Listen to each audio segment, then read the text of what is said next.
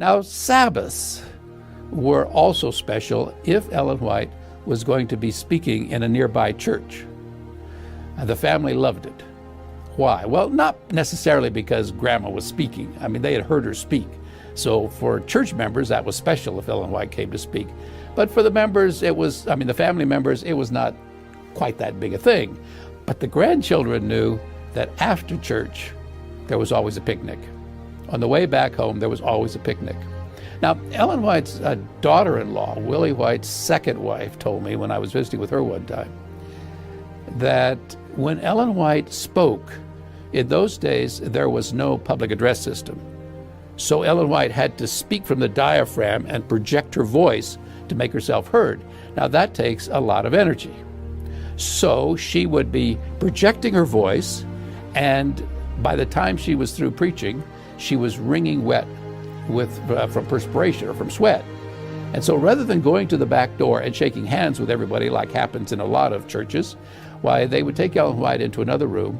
She would dry off, completely change clothes, and by this time, most everybody had left, which was fine with the grandchildren, because what were they thinking about? Picnic lunch, because they'd been in Sabbath school church all morning. And depending on which church nearby, whether it was St. Helena or Calistoga, wherever it was, why, they knew if they went there, we're going to have a picnic lunch at this spot. The family kind of had these favorite spots. So they would go and have their picnic lunch. When they were setting up, when they'd get to the spot, then they were setting up, one of the men would take the children for a little hike. While the ladies were getting the lunch out, they would take the men to get their wiggles out, because they'd been sitting for Sabbath school in church. And then they would have a lunch. And they were always warm lunches. They'd warm up their food. They didn't cook it on Sabbath, but they did warm their food on Sabbath, and they had what they called a fireless cooker that they could put it in. It apparently was insulated and kept the food warm. So they had a nice warm lunch. And then after they'd had lunch, they were not in any rush. This was a down day. Sabbath was a day to be together, to worship God, to be out in nature. It was not like the work days. So they were not in any rush. So what would they do? Well, Ellen White had a couple of things that especially Grace, the granddaughter, remembered. She said grandmother would usually ask that they read some mission letters. And during the week, she might have received a letter from Elder Daniels, the president of the General Conference, if he was traveling overseas, or some other minister, or maybe a missionary like Elder Stahl to South America, or Dr. Miller to China. I mean, different people would write. And so they would read these letters. Now, Ellen White had already read the letters during the week. So why would she have these letters read by someone on her staff on Sabbath afternoon? Well, again, as Grace especially told me, she said, grandmother was very intentional.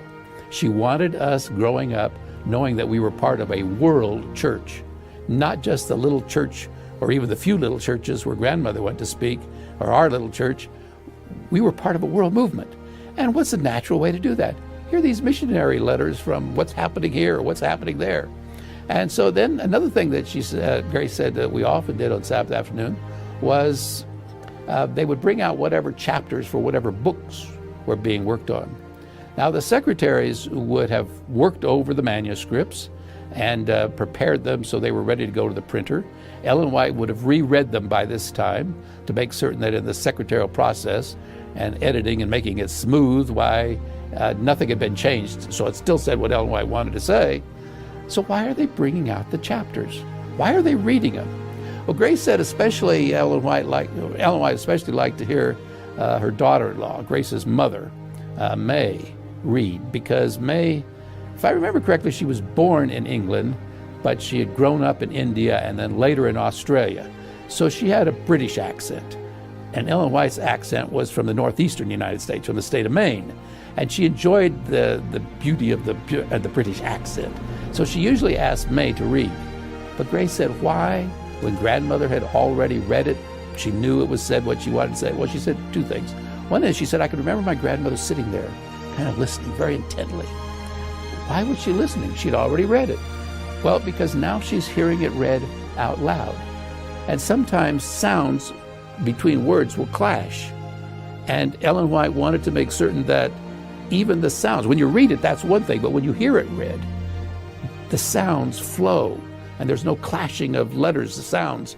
So that was one reason. But she said the other reason, that was even probably more important to Ellen White, was because Ellen White knew that her grandchildren were all going to have to eventually decide, is God speaking through me or is he not?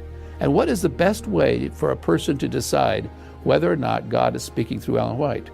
Read her writings. Her writings are self-authenticating. If you can get a person to read, they can be convinced without you having to go through all kinds of arguments.